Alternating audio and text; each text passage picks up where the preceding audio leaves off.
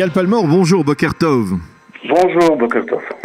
Alors, nous vous avons sollicité tout d'abord parce que nous avons vu qu'il y avait une intéressante réunion dans les locaux de l'Agence juive hier entre, on va dire, des journalistes israéliens, on va dire, proches de la diaspora et des jeunes juifs venus de l'étranger, en particulier des États-Unis. Ça nous donne l'occasion de parler, d'essayer de mieux comprendre un peu quelle est la relation entre la presse israélienne et le judaïsme de diaspora. Et cela d'autant plus que, à peine ce matin, dans la presse israélienne, dans le Israël Hayom, on peut trouver une double page qui est consacrée au 4e anniversaire des attentats de l'attentat de l'Hyper-Cacher, avec une colonne, un éditorial du député Meir Habib, également des données sur la Aliyah de France de cette année, également une déclaration du directeur général de qualité Ariel Kandel.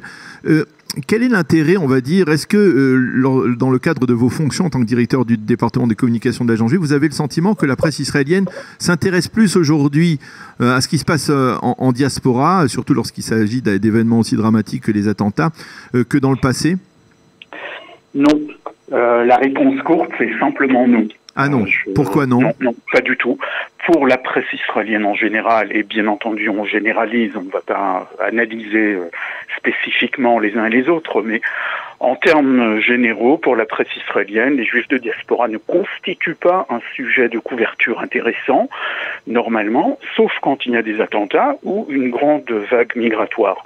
Alors voilà, pour la presse israélienne, la vie de la diaspora n'est pas intéressante en soi, et ce n'est que lorsque il y a un grand choc, n'est-ce pas? Normalement, un grand choc, ça doit être quelque chose de négatif, un attentat, un meurtre, quelque chose de ce genre, que l'on en parle, et cela construit une idée des juifs de diaspora comme s'ils étaient soumis à une persécution permanente. Ah oui, alors c'est l'image que souhaite donner la presse israélienne de ce qui se passe à l'étranger dans les communautés juives. Je ne sais pas si elle souhaite donner cette image. En tout cas, c'est ce qui se passe. Que c'est perçu, voilà, c'est ainsi que c'est perçu. La vie des communautés juives ne représente rien d'intéressant pour les Israéliens, pensent les éditeurs en Israël, mais lorsqu'il y a un attentat, cela confirme notre vision des Juifs de diaspora comme soumis en permanence aux Cosaques, aux pogromniks, etc. Alors, d'où ça vient tout cela? Comment expliquer cette attitude? Parce que finalement, la diaspora juive pourrait représenter une sorte de véritable réservoir d'informations qui pourrait être intéressante pour les Israéliens ici en Israël. Oui, tout à fait. Je me garderai de parler d'une vision collective parce que nous n'en sommes pas là. Mais globalement, pour un juif israélien sabra, la réalité de la vie juive en diaspora est pratiquement inconnue. Et non seulement elle est inconnue, mais on apprend, pas directement, mais on apprend à l'école, dans l'armée et dans la vie publique israélienne que la seule condition valable pour un juif, c'est d'être israélien. Et donc un juif qui n'a pas fait son aliyah, dans cette vision générale, est un demi-juif, si vous voulez. Hein. Je parle en termes très brutaux, mais ouais. Parce qu'il faut donner quand même une analyse très percutante dans les quelques minutes que nous avons. Il faut comprendre que pour les juifs israéliens, normalement, la condition juive à l'étranger est à peine légitime du point de vue national. Les juifs n'ont rien à faire en diaspora. Alors si déjà ils sont là-bas, et on ne peut pas comprendre pourquoi, eh bien, ils n'ont qu'à faire leur aliyah ou donner de l'argent, et sinon c'est pas intéressant. C'est comme ça qu'on peut expliquer l'attitude non seulement de la presse, mais également des dirigeants israéliens à l'égard de la diaspora. Et il n'y a pas eu de changement, les différentes vagues d'Aliyah, par exemple de l'ex-Union soviétique, de l'Éthiopie, ce qui s'est passé avec la France au cours des dernières années, ça n'a pas du tout modifié cette approche ? Non, au contraire.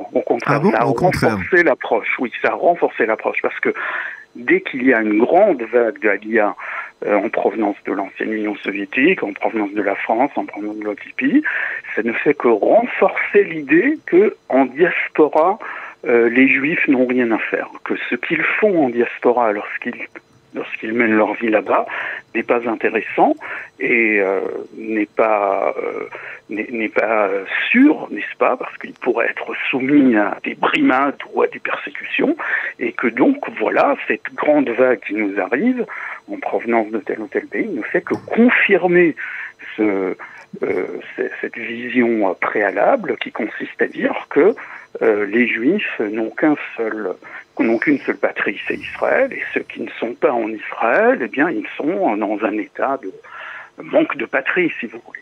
Ah, c'est intéressant parce que c'est vrai que nous on le constate, on peut assez aisément le constater, mais on avait un peu pas obligatoirement ce sentiment parce que finalement il y a aujourd'hui dans la presse israélienne divers avis, diverses positions. Il y a des journaux qui sont plus, on va dire, presque post-sionistes, qui pourraient être attirés à essayer de raconter ce qui se passe, à l'étranger, ce qui se passe dans les communautés juives. On en parle par exemple souvent lors de confrontations avec Binyamin Netanyahou, lorsque le Premier ministre, par exemple dans l'affaire dans le dossier de l'esplanade du Kotel, c'est uniquement dans des relations tendues que l'on en parle, ou même pas? Oui. Globalement, oui, à part peut-être 2 journalistes auxquels je peux penser tout de suite, la vie juive en diaspora, aujourd'hui ou dans le passé, ne constitue pas de sujet, voilà, c'est pas un sujet. Et donc, lorsqu'il y a une tension, bien entendu, c'est un grand sujet politique, mais même lorsqu'il y a une tension et que l'on pense que une grande partie des Israéliens trouve qu'il faudrait plutôt accommoder les demandes de juifs américains, notamment, parce que quand on parle du Kotel, eh bien, lorsqu'on fait des sondages, nous avons fait quelques sondages, lorsqu'on pose la question directement aux sondés, eh bien, ils disent non, les juifs les juifs de diaspora n'ont pas à donner leur avis sur ce qui se passe en Israël. Si ça leur plaît pas, ils n'ont qu'à faire leur aliyah, et sinon, même si nous trouvons que le gouvernement ne les traite pas poliment, ou ne les écoute pas comme ils devraient, de toute façon, eux ne devraient pas s'attendre à ce que nous les écoutions. Donc c'est un peu contradictoire tout ça, mais ça démontre cette attitude de défiance à l'égard des communautés de diaspora. Et il n'y a pas une sorte de reconsidération par rapport justement, c'est-à-dire une volonté de faire une sorte d'amalgame par rapport à tous les juifs de diaspora et ne pas faire de distinction par exemple entre la communauté juive américaine qui est extrêmement hétérogène, qui va du plus réformiste au plus orthodoxe, et la communauté, par exemple, la communauté française, qui est la seconde communauté juive à travers le monde, qui aujourd'hui a une relation, on va dire, beaucoup plus proche d'Israël. On ne fait pas de distinction, ça n'intéresse pas du tout la presse israélienne, les médias israéliens, de faire une distinction entre ce judaïsme-là et celui-là? Apparemment, pas trop. Ceux qui s'y penchent sont très rares. Et je crois que vous pouvez le constater vous-même. Dans la presse israélienne, on parle des juifs de la diaspora, on parle de la diaspora en général. Oui.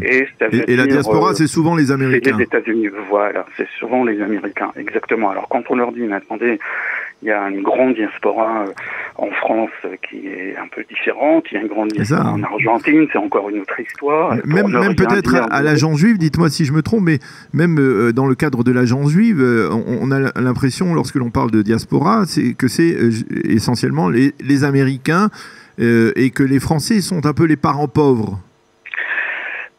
Alors ça c'est encore une autre affaire. Non, dans l'agence juive on distingue très bien entre diaspora, croyez-moi, et même à l'intérieur des grandes diasporas, on connaît bien les courants, les sous-courants, on est parfaitement conscient de tout ça, mais il faut savoir... Il y a quelqu'un qui il y a quelques jours m'a dit, comment expliquez-vous le fait qu'il n'y ait personne, il n'y ait aucun représentant de la communauté juive au sein du conseil d'administration de l'agence juive, de la communauté juive de France au sein du conseil d'administration de l'agence juive, et que ce sont quasiment exclusivement que des Américains?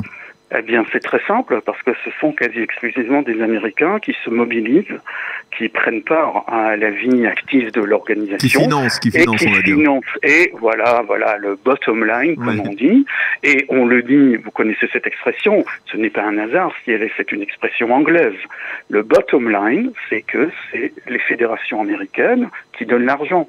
Alors, il y a toujours un représentant du Keren Hayesod de France et de la communauté juive de France au sein de la grande assemblée du conseil directeur, mais c'est tout. Mais c'est vrai que les fédérations américaines sont représentées avec force, et le Keren Hayesod mondial également, parce que ce sont des organisations qui financent l'agence juive. Et on peut dire donc c'est n'est pas financé par le gouvernement, elle est financée par la philanthropie des organisations juives en diaspora.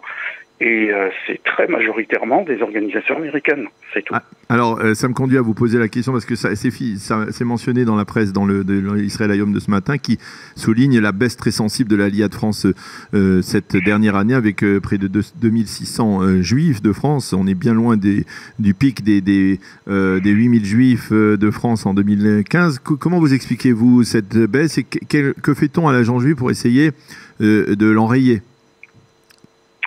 Alors, il faut comprendre d'abord que les causes qui mènent à la Aliyah en hausse ou en baisse ne sont pas faciles à cerner. Il n'y a pas de relation de cause à effet entre une chose et sa conséquence obligatoire. C'est pas comme ça que ça se passe.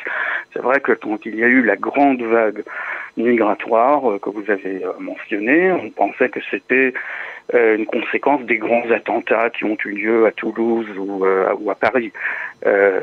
Là, on a vécu quelques années de calme relatif. Il n'y a pas eu d'attentats, et c'est peut-être ça qui contribue à un sentiment de confort. Il y a moins d'urgence à faire son Aliyah, peut-être. Il y a aussi des raisons plus pratiques, comme par exemple pour les retraités qui touchent leur retraite en euros. Le cours de l'euro ne cesse de baisser par rapport au shekel au cours de ces dernières années, et donc c'est beaucoup plus difficile pour des retraités de faire leur Aliyah s'ils n'ont pas d'autres sources de revenus. Il faut bien en parler. Il y a ce qu'on a appelé l'aliyah fiscale. L'aliyah fiscale est également bien moins intéressant depuis que les lois et les règles financières des banques israéliennes ont été resserrées. Elles ont été très très durement resserrées ces dernières années à cause d'une évolution globale qu'on ne va pas évoquer maintenant. C'est un processus qui a été mené par le ministère de la Justice et dont Ayelet Shaked a tiré un grand orgueil. C'est quelque chose qui consiste à lutter contre les mouvements de fonds non déclarés. Donc pour cette partie d'Aliyah qui était l'Aliyah fiscale, il n'y a plus d'intérêt à venir en Israël. Alors vous ajoutez les quelques éléments que je viens d'évoquer. On ajoute à ça l'effet de tendance, parce qu'il y a toujours un effet de tendance, de mode, de vogue. On en parle moins. Et cet effet a tendance à ressasser un petit peu, à se retirer.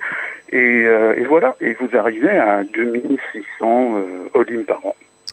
Alors, Yigal Palmor, on ne va pas vous laisser vous quitter sans avoir de votre part une estimation d'observateur. Vous avez été porte-parole pendant de longues années du ministère israélien des Affaires étrangères. Vous êtes au fait de tout ce qui se passe aussi dans l'actualité israélienne. Quel regard vous portez sur les derniers développements, on va dire, politiques, judiciaires on ne va pas parler de diplomatie aujourd'hui, mais pas politique et judiciaire, de ce qui se passe autour de la campagne électorale, des déclarations du Premier ministre Binyamin Netanyahu plus ou moins dramatiques. Quel regard vous portez là-dessus ? Je crois que nous allons vers une campagne électorale très très mouvementée. Pour des raisons politiques et pour des raisons personnelles également. Pour des raisons politiques, parce qu'on voit que beaucoup de partis qui exercent une influence certaine sur la vie politique et publique en Israël font scission, éclatent, se reforment, se redéfinissent. Les lignes sont retracées et de nouvelles forces vont se joindre à la campagne, de nouvelles forces dont on ne sait pas trop en ce moment ce qu'elles voudraient représenter dans cette campagne. Donc ça va être très intéressant. Et puis pour des raisons personnelles, parce que on a vu que la politique en Israël devient de plus en plus personnalisé. Ce n'est pas un effet limité à Israël. Je peux penser à quelques autres pays dans le monde où ça arrive. Mais puisqu'on parle d'Israël, on va parler d'Israël. Évidemment, le fait personnel à droite, c'est d'abord Netanyahou qui est le phare de la politique à droite, et puis Shaked et Bennett qui partent, qui quittent leur parti. Et puis ce candidat silencieux qui est Benny Gantz. Et le candidat silencieux Benny Gantz, dont la seule chose que l'on fait, c'est qu'il est Benny Gantz. Mais sinon, on ne connaît pas ses opinions. Et puis à gauche, on a vu le divorce tonitruant entre Avi Gabay et Tzipi Livni, qui tournait sur, évidemment, des arguments très, très personnels, bien entendu.